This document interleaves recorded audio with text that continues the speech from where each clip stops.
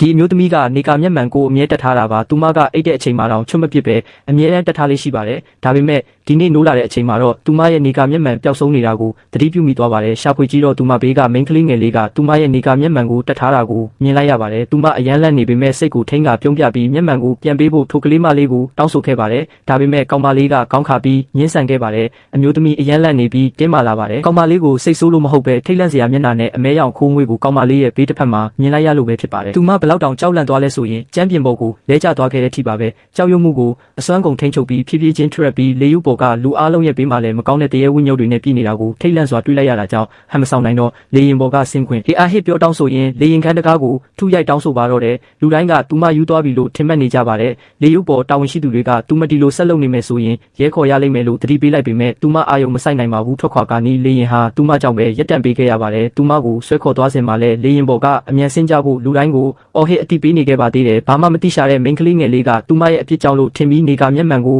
အမျိုးသားလေရင်အမှုထမ်းထန်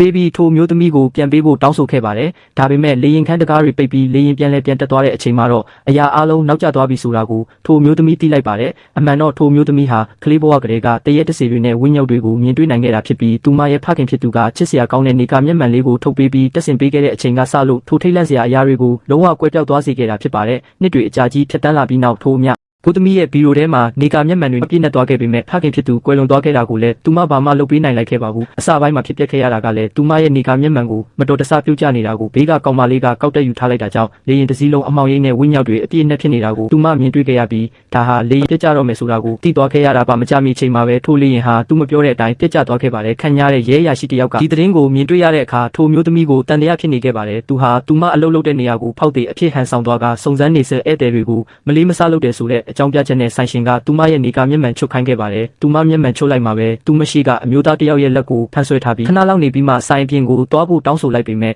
ထိုလူကကားထဲကသူ့ရဲ့ကောင်မလေးစောင်းနေတာကြောင့်သူ့လက်ကိုဆွဲလွှဲနေတဲ့သူမရဲ့လက်ကိုခါချပစ်ပြီးသူတကားအပြင်ကိုအလင်းအမြန်ပြေးထွက်သွားတဲ့အချိန်မှာပဲသူ့အတွက်ဒါနောက်ဆုံးအချိန်ဆိုတာကိုသိလိုက်ရပါတယ်ရုပ်ရှင်ရီကတ်တွေအတွက် follow လုပ်ထားပါ